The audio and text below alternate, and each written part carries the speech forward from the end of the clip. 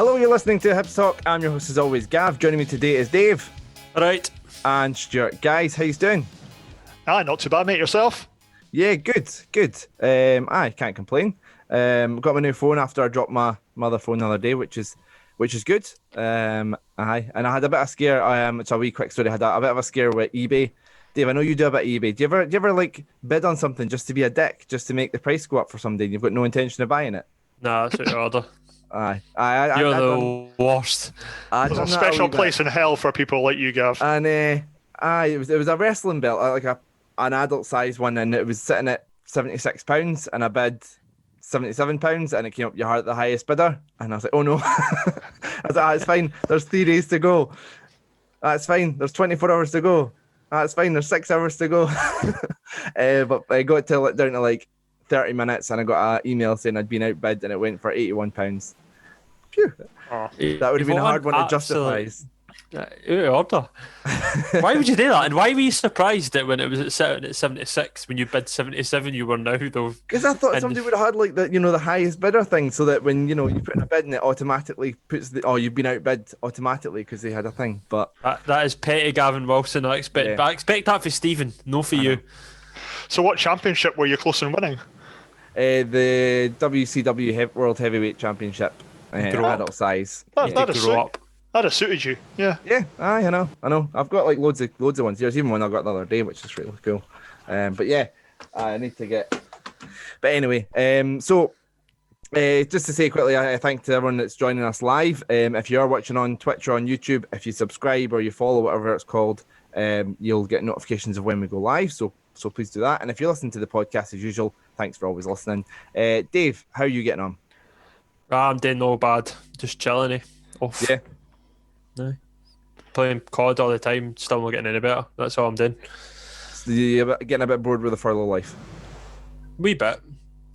Can't do anything else. Yeah. Try to keep fit in that. Done Insanity this morning. 7:45 I was up. Did it. Well done.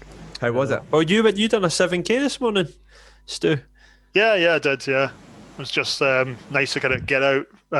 First day in a wee while where the weather was kind of on our side. It wasn't icy out there. So, yeah, nice to kind of get out, get a bit of fresh air in the lungs before sitting in front of a computer all day. Fair play. I don't think I've ever said it's nice to get out when I'm going like a 5K or a 10K or something. It's horrible. It's no my way of enjoying myself running.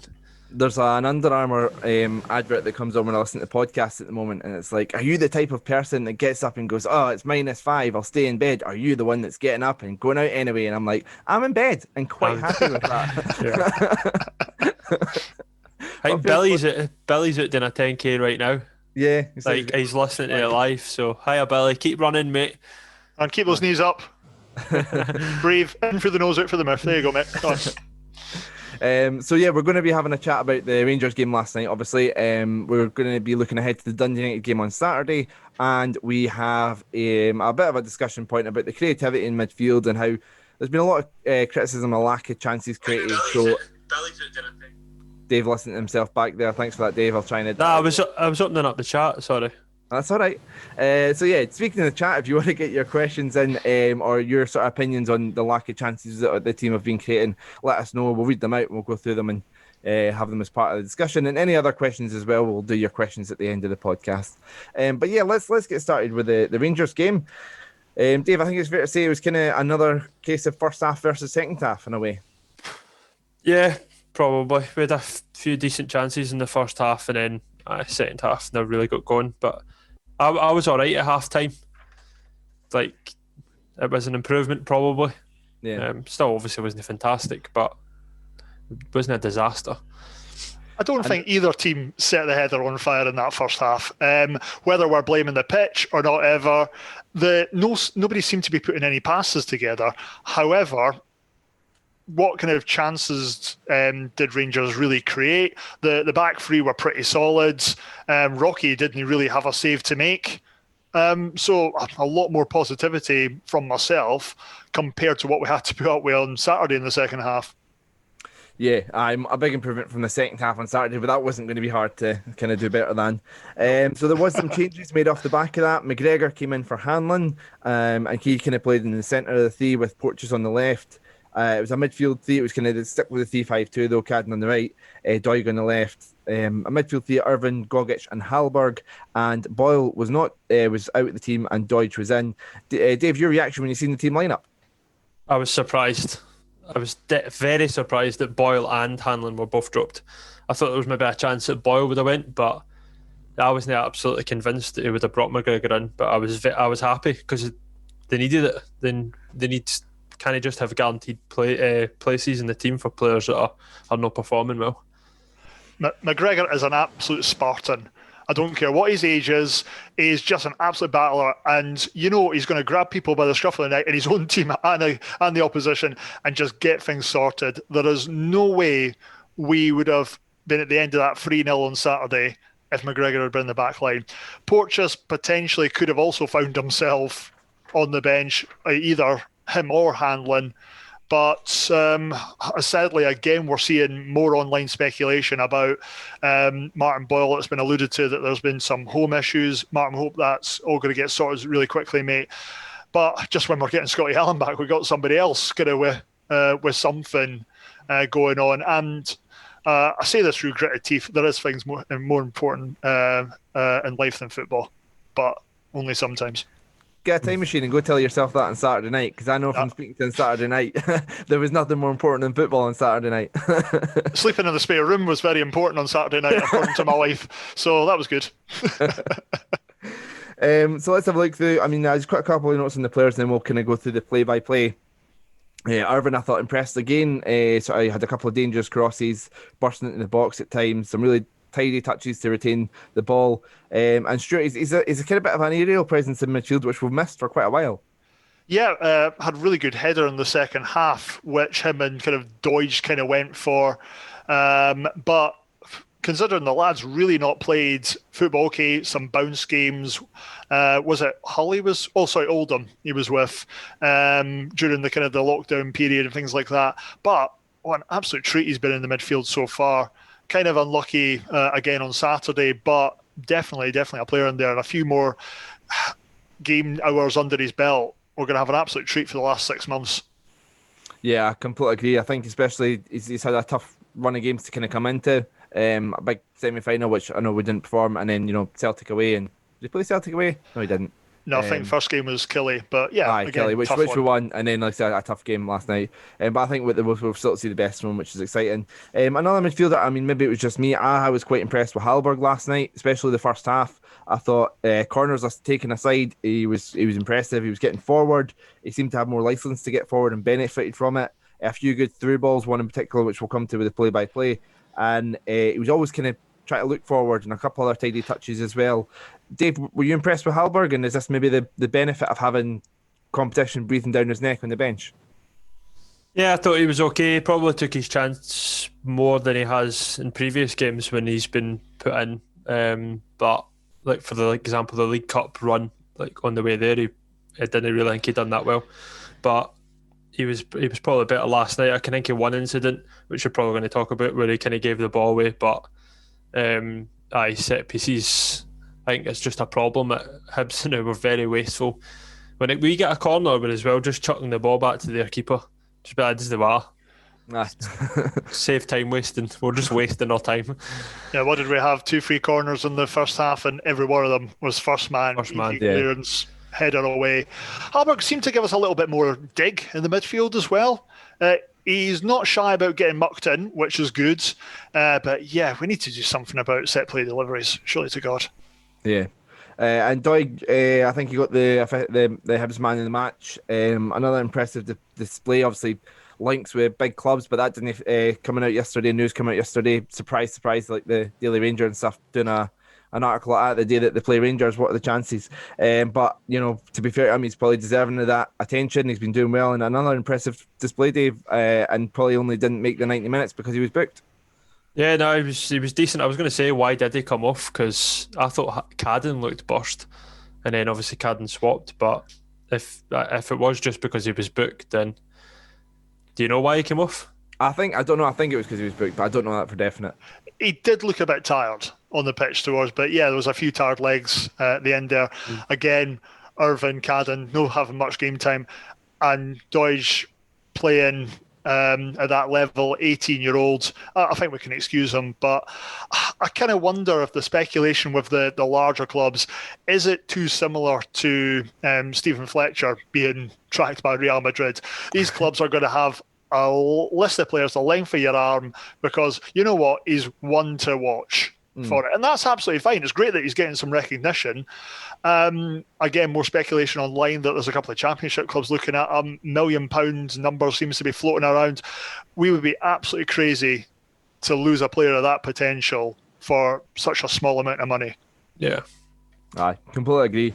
I think he's one of those ones. If we hold on to him, then we'll reap the benefits even more so than if we were to cash in like Hearts did for a quick buck now with Hickey. My problem is he's an 18-year-old. He'd go down south. He might get a couple of fringe games. He'd be on the bench, things like that, and he'll come back up 2-3 seasons later with his tail between his leg to a Ross County or someone like that, and it will be what might have been. Do you remember that boy? That's how the conversation will go. Come on, stick with us, mate. You're going places. He needs to develop a bit more. He was a nobody until he got that chance, like pre-season, wasn't he? So yeah, aye. So let's have a chat about the chances then. Run through the play-by-play. I mean, the first chance was Irvin bursting into the box.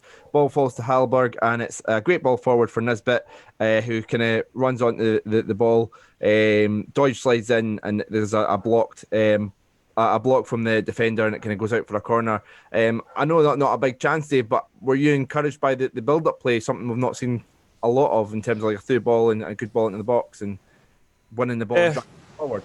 Like you say, I don't think it was a big chance, but at least we were up the right side of the park, because I thought the first 7 or 8 minutes we were a wee bit I started a wee bit slow. We were like Rangers were playing in our final third. They weren't doing anything with it, but so I was more encouraged the fact that we were up that end of the park and creating something, and obviously getting a corner. Woo. Yeah. Great challenge in by that Hallander. To kind of stop Doyle. I don't think, as you said, I don't think we can call it a gilt-edged chance or should have done better there. Sometimes you just have to applaud good defending. And Dave mentioned this earlier, we were crediting Hallberg, but to be fair, it was a sloppy pass that kind of let in Aribo. I think he was trying to pass to McGregor, but the pass was way off. Aribo was in, and a good save from Rocky, but to be fair.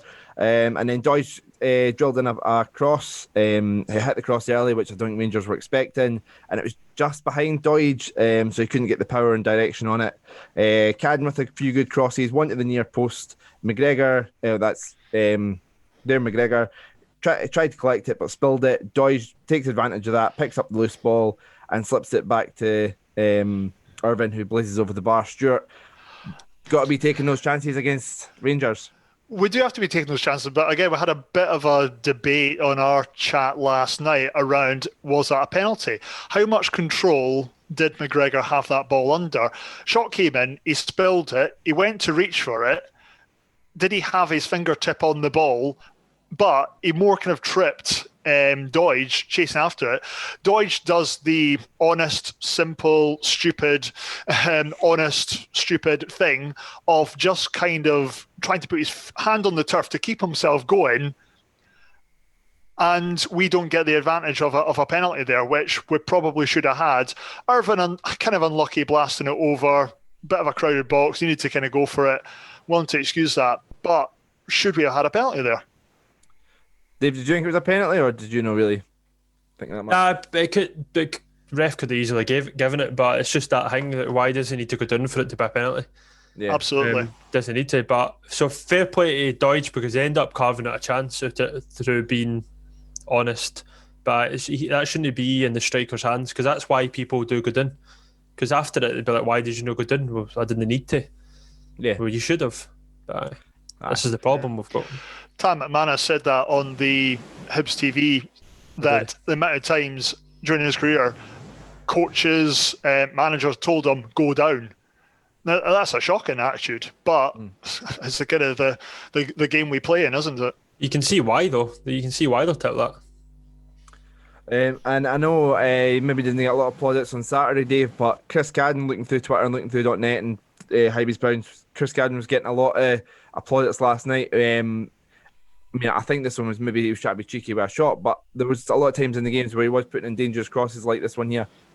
He was better, much better. So hopefully that's just him getting some game time, and then that'll be him improving. But I quite like. There was a couple of times he ran with the ball, but he actually came in, and like I don't know. There's one in particular where he kind of mazed by three folk and then just played it out left. I was like, it's pretty decent, right? He's not just got that. I'm just going to bomb down in a straight line. So I was quite impressed. Yeah, big solid lad. He's able to kind of shirk off a challenge there, which is obviously good.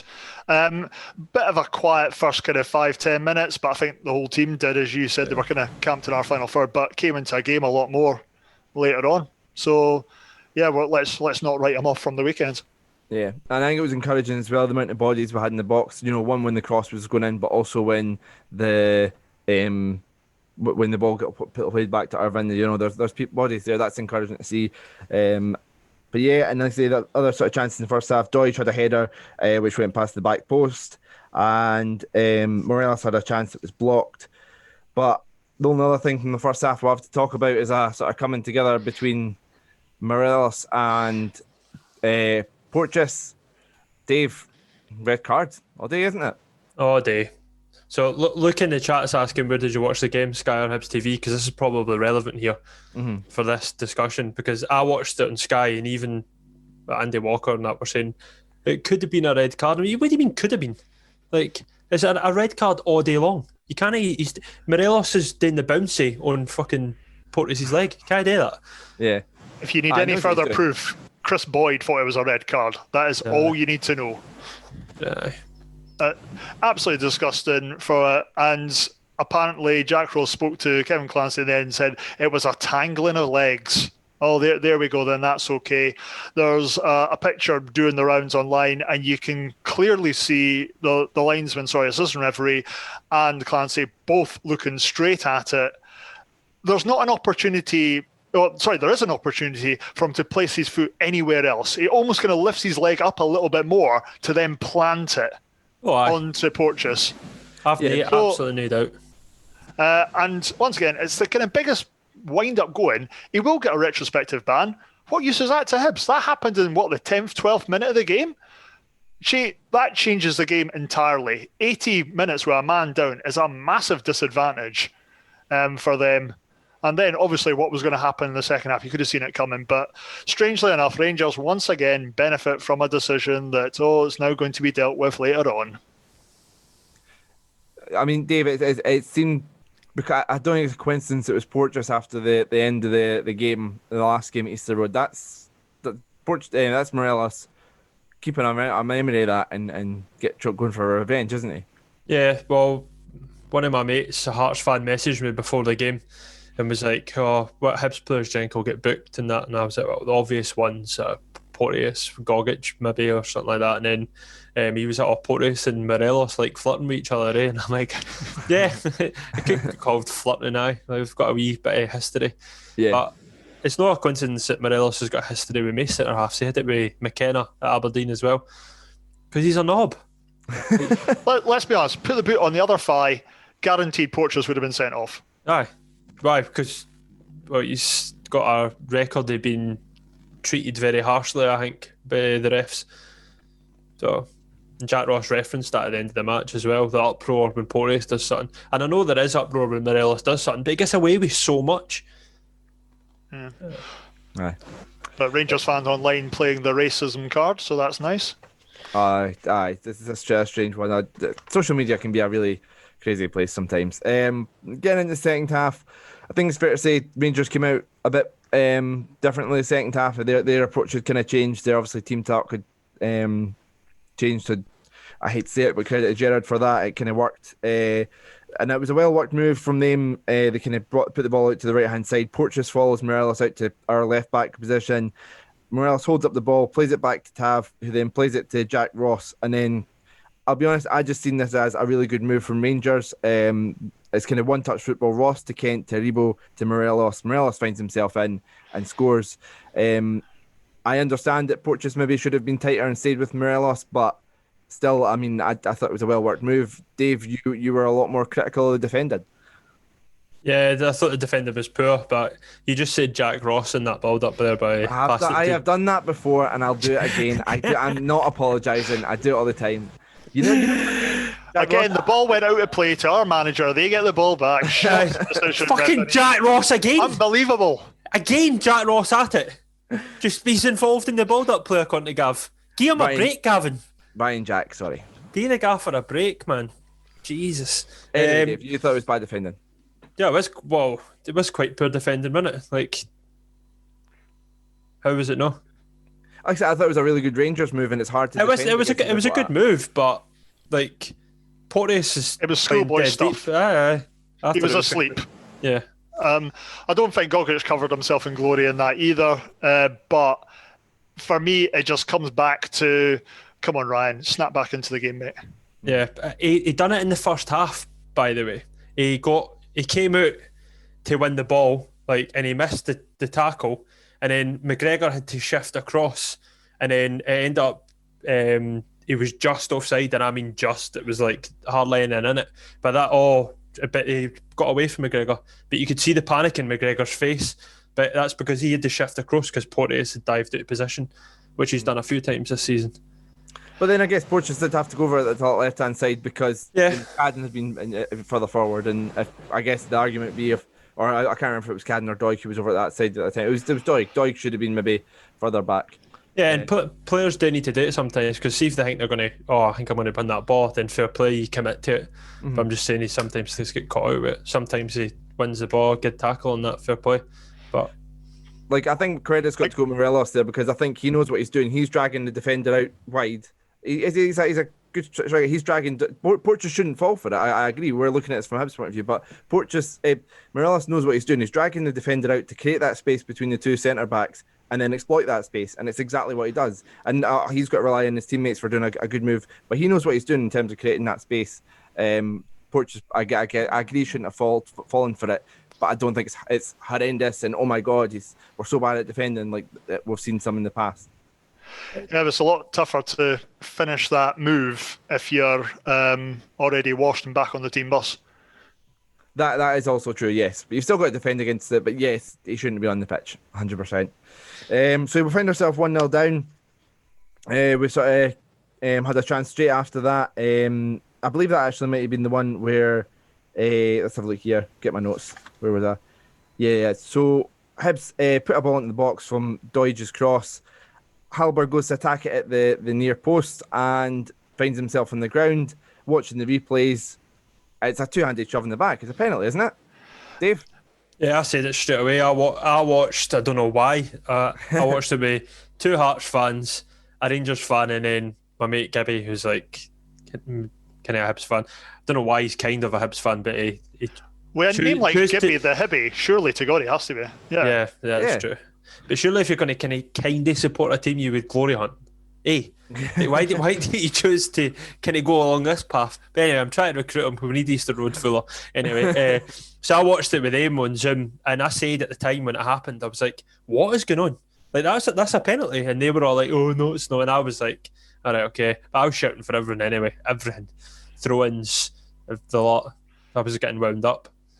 Is that one of these decisions that in a full Easter Rose on a cold January night, we're all jumping, we're all buzzing to be playing them, we're feeling hard done by, that decision, do we all scream penalty? Is the referee changed on that? I don't know. No, the ref's in the lodge, mate. So that's true, yeah. He wouldn't blow his flute for that. He's not got a whistle, he had a flute. But yeah, from the clip seen on Twitter, just a clear shove. But again, are we too nice? We should have been getting up and getting right in the referee's face to say, what are you doing? Why is that decision not being given to us? Same time, though, I've never seen a referee go, "Oh, you're right," and then give the penalty. So, I mean, I don't... You support Man U? Are you kidding? Anyway, moving on. We're not talking about that. Hibs opened up the... Hibs, to be, I'll be honest, I was more annoyed at this move than I was with the goal. Hibs opened up way too easy. It was actually quite similar to St Johnson's third goal in terms of the ball across the box, but it was from the other side. And it's Morelos who's free at the back post. Thankfully, a shite finish from him. But Dave, were you more annoyed at this defending or defending for the goal? Well, I think this one's particularly bad because Morelos is just standing in his cell. And he's like, you're like, why are you just leaving him with so much space? It's frustrating. It's common sense, basic defending. But obviously we got away with it. But I would say it needs looked at and addressed because it can't happen. I mean, sure, it's not the first time that it happened on Saturday. Obviously 2 times in 4 days, but the teams are having a bit of joy, kind of getting balls across the box and defenders just watching it go past them. Yeah, I think you hit the nail on the head there. It was far too similar to the St Johnstone third goal. Why the falling asleep? Okay, dangerous area. You don't want to see what happened with the first goal against Kilmarnock, happened when Power kind of put a semi kind of lazy foot in, and there it goes into the back of the net. But leaving a striker open at the back post just to, well, what he should have done was tap it in. Instead, he somehow spooned it high, wide, and not very handsome out and to safety in our point of view. Yeah, thankfully, I mean, it should have been 2-0. He should have scored that. Very simple tap in. Maybe too simple and he's relaxed too much, but glad he missed it. We then took a corner that it beat the first man, and it was headed wide. And then Kent shot from distance, saved by Rocky.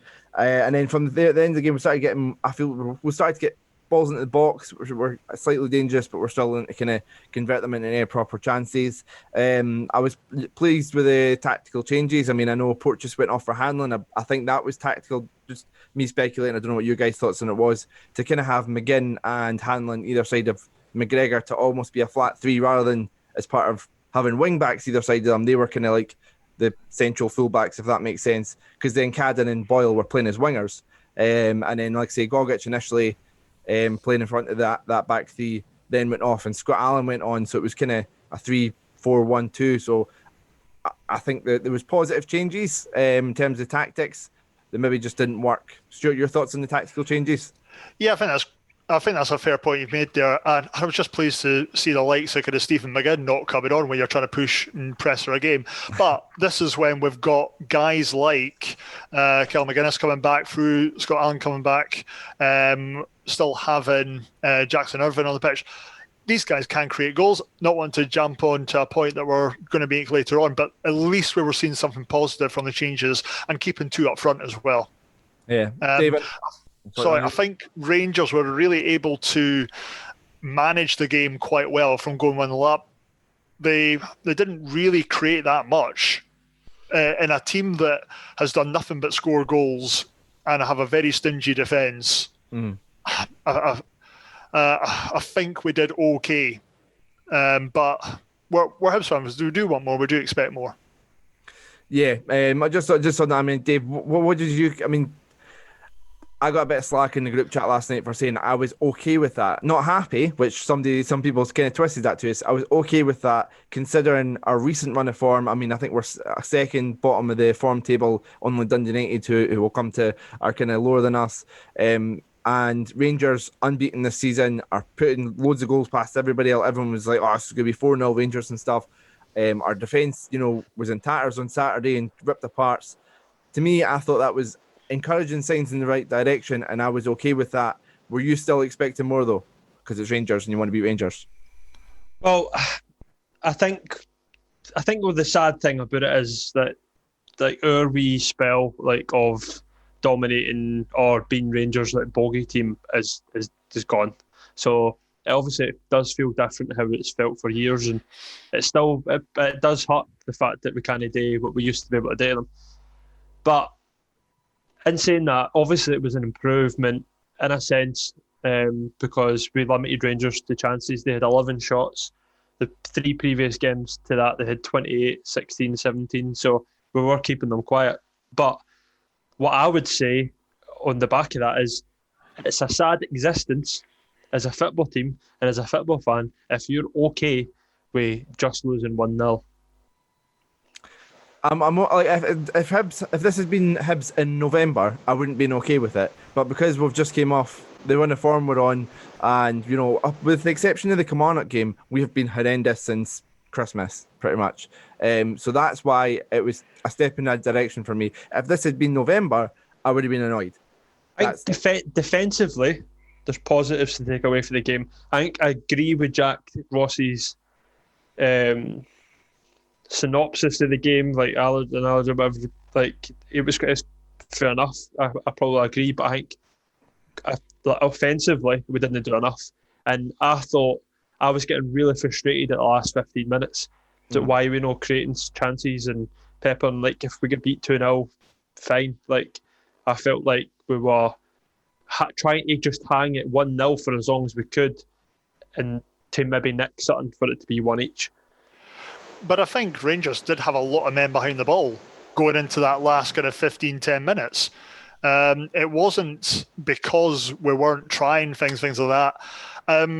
They have just got a very stingy defence, and it pains me to say, but they are a very good team right now. They are an excellent team. They are where they are, so far ahead of their rivals for a reason. Rangers finished with 3 up top. I know that maybe pinned us back because we couldn't have flood forward because they had 3 front men. But after even in that front three were getting quite isolated, and a couple of them were dropping back because we were getting, we were on the ball more, and I did agree with Stuart and Hath. I feel they had a lot of men behind the ball. So overall, Dave, just how do you feel about the sort of game? I came off frustrated because I felt like we'd done enough to contain Rangers, but I felt frustrated at the fact that we didn't do enough, like attacking. I'll be honest. Stuart, overall thoughts? Yeah, a lot more positivity from kind of being able to stop the game on Saturday before the referee even blew his second kind of full-time whistle there. You're always going to want to beat Rangers. There's something about them. They almost kind of get my gander up far quicker than what Hearts do. They're just a team that I had to grow up during the kind of the 90s where Rangers you got this kind of simply the best rammed down your throat, things like that, you bunch of tax cheating gits. But you still want to beat them. There was a lot more positivity out there. But again, it's the frustration of what they seem to get away with every time. I'm not deflected. Hibs definitely should have done more. I think we were maybe a bit too passive in the second half. But, Gav, before we went live, you and I were talking about Ryan Jack, or is it Jack Ross, mixing it up with Ryan Porteous. Yeah. Porteous had a fantastic challenge on him, as you correctly said, and Jack seemed to be perturbed by that. And then all of a sudden, there is a rather nasty challenge from Jack on Porteous. He then kicks out at Porteous and then gets up to kind of shove Porteous with both hands. But both the players were talked to and Jack wasn't booked. Nuts. How does that happen? Aye. I think we have been a bit like, the referee performance was horrendous. Missed the red card, which he was looking at. I think you've got to be wise as a referee. You've got to be on the lookout for things like that. I know you don't want to go in with preconceived notions, but at the same time, you know what Morales is like. You've got to know he's going to be doing stuff like that, and he's done it before, where he's tried to make it look like a tangle in the legs, and he's got away with it, and then he's got a ban before. Dave, you mentioned that happened with McKenna and stuff, and there's times where I remember there was one. I'm sure it was I was watching you, Dave, where he thought he got away with it because McKenna got sent off, and then he got sent off as well. Yeah. He knows what he's doing. So referees have got to wise up to him. And a bit of frustrating performance from the referee in general, but a step in the right direction. But we'll kind of transition on from the Rangers game now to the talking point for today, which Dave was saying about how we didn't really create a lot of chances in the second half. So that's kind of discussion about will the players coming back and the new signings and stuff help change that, and have a chat about that. But I mean, Dave, what would you put it down to? I mean, it's fair to say we've been, even the games that we've won like 3-0, we've only had like 7-8 shots on target, whereas before you'd see Hibs team have 12, 13, 14 shots on target or shots on goal. The chances have been a lot less. And in the games where we've had only one at home, it's just, what would you put out the lack of chances to? Probably people figuring out how to defend against Boyle.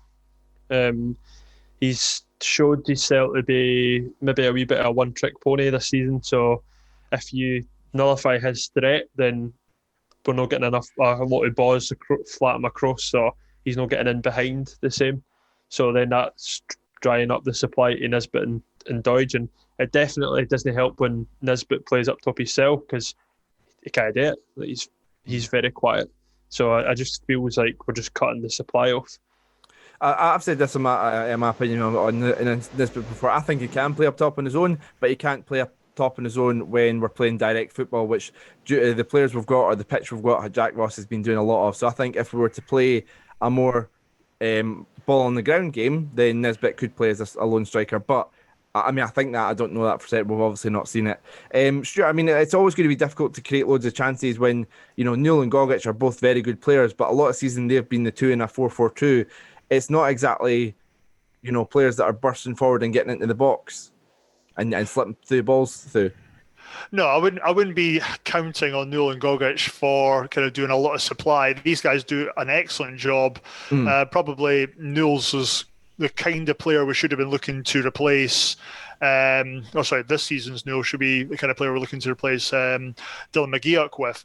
But again, kind of looking at what we've seen a little bit more of last night, we have Jackson Irvine definitely able to create chances. Cadden able to create chances. McGuinness and Scott Allen, we all know what they can do. I'm not too worried, but I definitely agree with your last point that we do need to keep two up top. We are Hibs. We want two strikers up there. Dave, I mean, I know we that was the team the midfield three we finished with, but obviously that was the first time played together, and we spoke about the good Rangers defence. How excited would you be if you seen that it was McGuinness and Irvine beside each other and Allen in front of them ahead of the game at Dundee United on Saturday? Yeah, but decent. And I said that at the time last night. I was like, Ken, what's scary about the end of this game? I was like, this is a team that could be starting like in a couple of weeks' time. Like if Boyle gets his finger out, you would have Boyle on. I would keep McGregor on the side, but then you've got like you say, McGuinness and Allen and Irvine. Could be quite exciting. And then Newell's still got to come back in. So yeah. Again, Hibs TV. Newell seemed to suggest that he was going to be ready for Saturday, but he said that the week before as well. So we'll see how he gets on. But how quickly we can forget a midfielder. I know. It's definitely it's still going to be some sort of balancing act. And do you think it might take a bit of time, Stuart, to find the right balance in the midfield, or do you think it'll kind of change week to week depending on who we're playing? I think it's sensible to obviously have a squad. That's why you have those in football. But I've kind of said it all year. I'm not convinced that Jack Ross knows what his best 11 is. If everybody's fit and everyone's available, and should we be looking a lot more attacking? So teams are having to adjust their systems to try and counteract us. Why are we always the ones trying to make changes? Okay, you're going to bring in somebody like Gogic to face Rangers, so he can kind of do a little bit more control in a defensive midfield role. But teams should be looking at us and saying, oh no, they've got Allen, they've got McGuinness, they've got Irvine. Oh, Boyle's going to be bursting through us. What the hell are we going to do to stop this? Yeah, I think it's quite exciting, the possibilities, and I think it's good to be getting excited about Hibs midfield again. But the thing is, it's good on paper. We need to see that implemented, and it'll be frustrating if the same sort of football is played with those players in the midfield. If they see it getting lumped over their head and diagonal balls from Hanlon and stuff and up towards Doidge, then what's the point in having that exciting midfield if you're just going over them? So hopefully that's just been because we didn't have the options in the midfield and because of the pitch at home as well and things like that. So, and I mean, Dave, it's got to be a credit to Nisbet as well. I just think it makes him look a bit more impressive. I'm sure he's like really high in the XG charts, the expected goals, because one, he's the top goal scorer in the league, but two, he isn't getting a lot of chances, and the ones he is getting, the expected goals chances that he's getting, he's taking. So if anything, that's just even more of a credit to him to still be top goal scorer in a team that isn't creating a lot of chances. Yeah, no, completely is what his quality, and he's going to be the next big striker for Scotland, you would hope. Like, there's obviously no much kicking about there now, so 100%. But that's, I mean, there's such an opportunity there to get the ball to him more and to create more. And that's what we need to be doing. And because we bought him, we seem to forget the guy's only 21. He's far from the finished article. That kind of, obviously players coming through your youth system are always going to get a little bit more in the way of leeway. But when you buy someone, the fuse is a little bit shorter on what you're willing to set. The guy's hit the ground running. Okay, he's scored goals everywhere he's been, which was fantastic. Minus kind of a start of his career at Partick. But he took that time to reform, regroup, and he's now kind of made it to the top flight in Scotland. No wonder there's clubs looking and sniffing around him as well. Yeah. Just quickly before the comments kind of start, he's 23, not 21. Actually, aye, My apologies. 24 in March. So How did he have 2 birthdays in the space of a year? That's shocking. It's fluid, mate. Don't worry about it. Last time I left the house. But yeah, so and obviously we were speaking there about Saturday and the potential of playing not on that sort of Easter Road pitch and against a team that are bottom in the form table. So let's have a chat about the Dundee United game. Dave, your thoughts on Dundee United so far this season? I thought they were all right until last night, and then until I looked at the form table, I was like, "Are they really that bad?" I kind of put them down as quite boring, but defensively solid. Keeper's obviously decent, but obviously give them a chance. They've got dangerous strikers, but they didn't create a lot either. That's what I had in my head. But then obviously they got absolutely pumped last night. Yeah, What's strange about last night, I've not seen the highlights yet, but the referee awards 2 penalties in the space of about 3 minutes. You never see that in a game. If it's a penalty, it's a penalty, mate. That's what. Apart from totally if you're obviously reffing a Rangers game, then anything's a penalty for Rangers, and then for the opposition, it's not. Like at Ibrox, you can get booted in the head from a high boot in the middle of the park. Yes, no, never a penalty. Yeah. Looking at their last 5 games, they got beat 3-0 for Celtic. They drew 0-0 with Aberdeen, 2-2 with St Johnstone, 0-0 with Hamilton, and then a 5-1 defeat last night, as you sort of said, to St Mirren at home as well. That's quite a damning defeat, Stuart, isn't it? No, I think you can lose 5-1 and bounce back and be a better team. That's fair. But yeah, a little bit damning against St Mirren. They will have been a bit sore from losing their semi-final on the Sunday. Chance for them to come back. They maybe had a bit of a gander up between them. Really don't know what to expect from Dundee United. I think I've only really watched them when we've played them so far this season. But on paper, having McNulty and Shanklin up top, yeah, they should be dangerous, but they don't seem to be creating the chances to kind of get these guys in. Yeah, the midfield didn't supply them enough, I don't think, and that's what I've seen a lot of people saying about Dundee United. They just don't create an awful lot of chances. So, yeah, I think a lot of people expected Shanklin to take the Premier League by storm, but he scored 4 goals. And their top goal scorer is Nicky Clark with 8, so I have to keep an eye on Nicky Clark as well. But yeah, I mean, looking at Hibs, Dave, would you start? I mean, if Neil's fit, what midfield would you go? Would you go the one that started the game, the one that finished the game? Would you bring Neil in? What I mean, options there. And system wise, would you stick with a 3-5-2? I'd probably go. I'd do 3-5-2. I'd probably go Gogic, Irvin, and Newell, which is maybe a wee bit harsh on Hallberg, but I think Newell is better in there. I think Hallberg's like on the kind of fringes for me. I'd take him as a sub player, squad player. Yeah, I don't think Hallberg would have been playing last night if Newell had been fit. And I think that's fair. Guys come in and done a good job, but no, I'd totally agree with you. I'd have Newell in there if he's fit. But then continue the progression that we've seen under Jackson Irvine, and I'd want to see him getting a new contract as soon as possible. Yeah. Or an extended contract, whatever way we want to call it. Yeah, I mean, that's the thing, Dave. We could end up, we're getting quite excited about Irvine and Newell as a potential partnership with either Scott Allen in front of them or McGuinness in beside them or Gogic behind them. And the two of them could be away in the summer. Yeah. This is the problem. Might not even get to see them. Might not get to see Nisbet either. Could be set before we get back in. Aye, nuts. But yeah, I mean, in terms of the game, how much do you look into Dundee United's form, considering our form as well, and how much encouragement do you take from last night's in terms of Dundee United's last night in terms of Hibs' performance, but also Dundee United's results, Stuart? I mean, are you quite confident going into this game, or are you still a bit on the fence?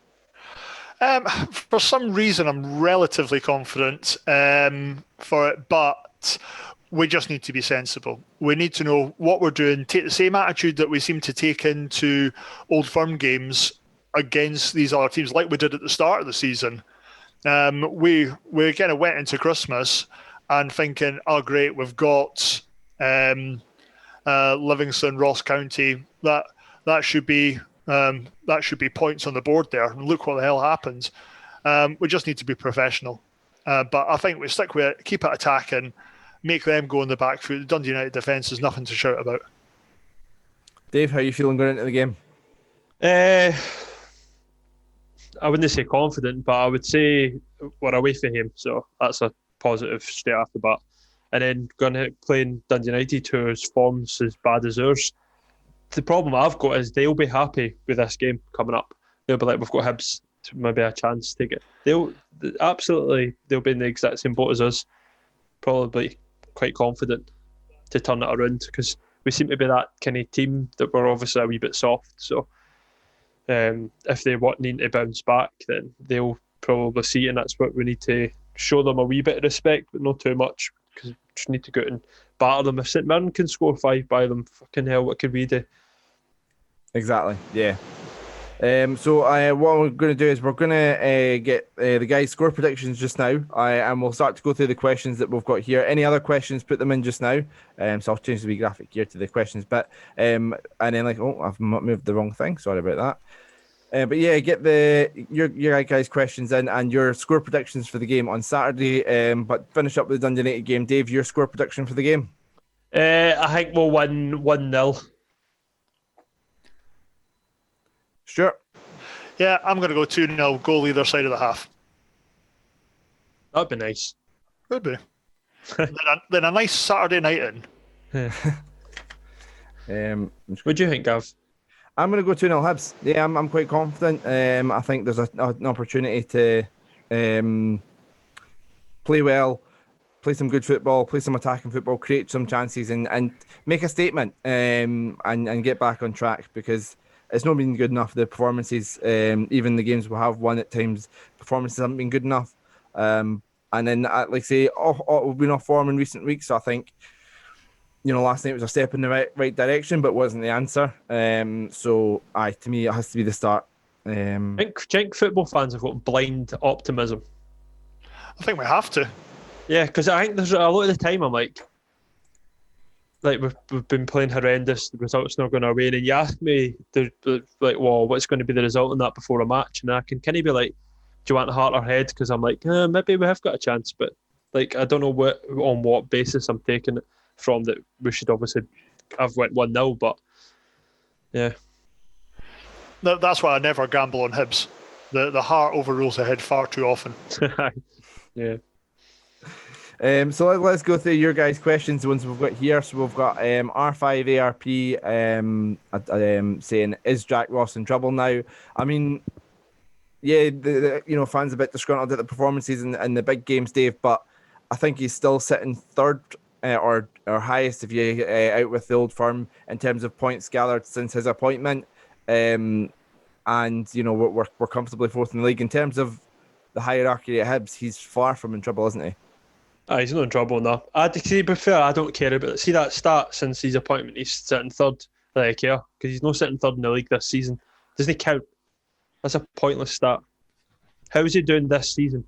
He done all right at the start of the season, and he done all right when he first came in and that. But the period we're going through has not been good enough, and he does deserve criticism. Probably not to the Jack Ross out levels, but he deserves to be under a bit of pressure for what I've seen in the park and the results. Yeah, I think you're right by able to say in the space of a year we've gone X amount of points or whatever else like that. That's great, but we're not sitting here trying to figure out who's top of the golf ranking tables. That's just kind of not how it works for us. Hibs are still very much a work in progress. We are still only 15, 16 months into Jack Ross's tenure. He is still trying to get his own team together. I think we'll see some big changes, especially in the defence over the next 2 windows. I'm far more likely to judge him in about a year's time.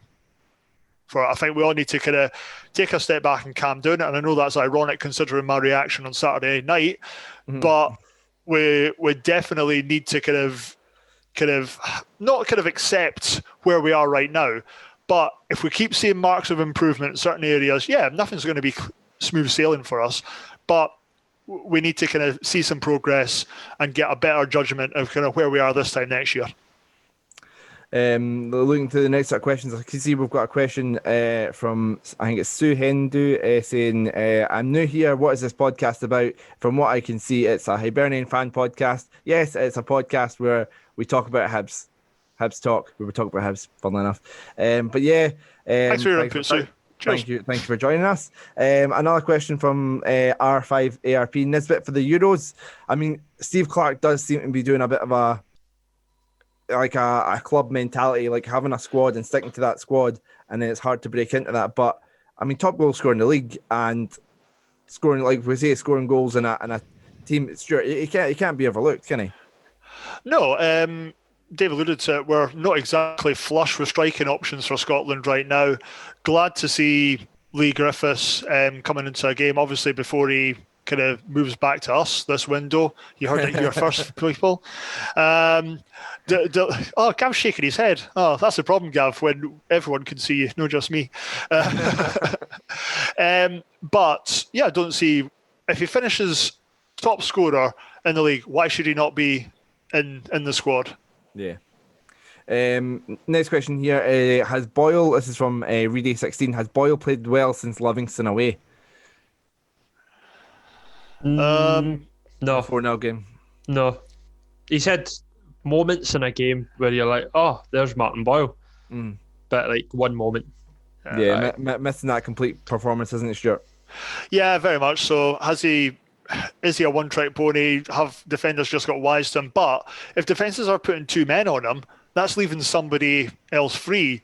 We need a little bit less kind of head-down attacking from Martin Boyle, maybe a little bit more gameplay. Yeah. Next question here we've got is from Connor Williamson. Why is our defence so poor? What are management doing to change this? Some players are making basic mistakes costing us game. I mean, David, it's hard to make managerial changes and tactical changes when it's just individual errors that, I think like back to the Aberdeen game away, we got beat 2-0, it was two individual errors. You could argue last night's goal conceded was an individual error. It's hard to kind of manage that when it's just a case of players switching off for slight moments or something. Yeah, but the easiest thing to do is, if those individual errors keep happening, is to remove the player for a couple of games, and which is obviously fair play because that's what we did last night. We removed Hanlon, but we've not really got the squad depth and centre backs to be able to do that. So that's probably why we still see Porteous, because Porteous has probably had the most individual errors who anybody in that Hibs team, and he's still obviously getting a game. So I'll be very surprised if we don't see a centre back, and I mean a first team centre back, coming in the remaining days of the window. Don't know who I don't know. Names speculating online, but I don't know. I mean, I was a bit worried when I was at the pre-match interview with Sky Sports. Jack Ross speaking about we're not actively like looking for something at the moment. If something comes up, that would change. But we don't have anything in the works at the moment. And with a few days to go, I'm like, well, we're not getting a centre back then. I'd love to be proved wrong, but I'd be highly surprised if somebody came in. I think they're just going to go with McGregor or Porteous and Hanlon, which, to be fair, was working in earlier in the season, and hopefully can get back to that. Hopefully, like getting a balance in the midfield in front of that defence can help. It can help the defence get back to their best. a lot of hopefullys there, Gavin. yeah. A lot of hopefullys. Jamie Whitelaw, would you prefer to see centre backs on Saturday? Who would you prefer to see at centre back on Saturday? McGregor and Porteous, or McGregor and Hanlon? So not ruling out. He sort of ruled out Porteous and Hanlon as a two. Dave, McGregor keep his place? Yep, 100%. He was solid. I'd probably even went as far as to say I'd have gave him man of the match to come in out of the cold and put in that. I'd probably put him next to Porteous and McGinn. I prefer as well 3. Sure. My slight concern is I would almost rather leave McGregor for the St Mirren game, which I think is going to be tougher on Tuesday night, and probably kind of stick with Hanlon and Porteous there. I don't know if McGregor has the knees left to be able to play 3 tough games in the space of a week, or under a week, 6 days. Yeah, that's true. It's you don't want to over push him, but at the same time, I think it was something it was a physical presence that we really needed. Not that I would say that to Darren's face, obviously. So yeah, I don't know what condition he's in if he can manage those games, but if he can, then for me he has to start. How beautiful is he? Oh, tremendous looking. I've seen that last night in the chat. I was like, right, boys, I'm just gonna say it. He is an absolute hunk. Yeah, I remember doing I've said this on a podcast before. I remember doing the press conference once, and he came out afterwards, and was just walking back through the lobby back to my car. We can actually go to places like that, and you can actually see people, and they didn't have to social distance. And I ended up just happened to walk along the corridor before we played. I was actually before the 6-1 game at Ibrox, but I was speaking to Darren about that game and how he was looking forward to it and stuff. And I kept on looking at the size of him. He's so built. He's so white. He's so, like his chest depth is just massive. He's a machine. So yeah, and a lovely guy and a physical specimen as well. So we'll quickly run through some of the sort of comments in the chat here. So we've got Luke saying, don't know what you're on about. Lose 1-0 was a boring draw, but should have been sent off. So I think he's sort of saying about Morella should have been sent off. And he said, we've got Blair saying, I feel sorry for Dave. I think that's because, that might be Gibby. I'm not That's sure. Gibby. That's why he said he supports Hibs because he feels sorry. He supports Hibs because he feels sorry for you. Love that. We'll take it. Welcome aboard, Gibby.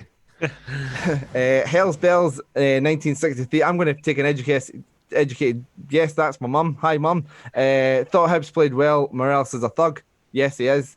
Let's have a look. We've got here window shut, so I believe it's the 1st of February. Am I right in saying that's what it was on Sky Sports News? But they only care about English. I think you're correct. Yeah. Couple of other questions here. We should have won last night. I'm pissed off. So that was Paul. So been linked with Eric Sean from Hamilton under 23s. Quick and tall right midfielder. First appearances. Tell me you've no fell for that. Erection. I read it as Eric Sean. Yeah, fair enough. I fell for that. But well played, Zach. That was a good one. Arsenal fan TV saying reported interest in Doig. So yeah, a bit more on that. We were speaking about that earlier on. Set plays have been poor. Every corner hits first man. Agree with that, Lewis. We said that as well. And a couple other people saying enjoying. So we've got John saying he's doing schoolwork and enjoying the stream. And we've got Live the Dream 07. Cheers for the podcast. Gives me something to listen to whilst at work. I hope work isn't too busy for you today. Live the dream. But yeah, so thank you everyone for getting involved in the chat and getting your questions in. Thanks for making me look like a tit in front of all those people. Zach, was it? Yeah, aye. So Hamilton, the 23 player, brilliant. Guys, you got much planned for the rest of the day? Nah, mate, absolutely nothing. Just gonna chill out here. Yeah, a couple of Zoom meetings and proposals to do, so not too bad. I've got a Zoom meeting at 1 with my manager, and it's now about to go 1 minute past, so I am officially late, so I'm probably going to get in trouble for that. But yeah, so I've got my meeting to do with my manager, and then I've got work at 3:30, and then after today I'm off for 11 days, which is no plans because of COVID, but just looking forward to some time off, which is good. So, but yeah, we'll leave it there, folks. Let us know your views on all the topics we've discussed today at HFC Talk. Thanks, guys, for joining us. Thank you very much. And thank you very much for listening, and we'll be back next week. Cheers. Cheers.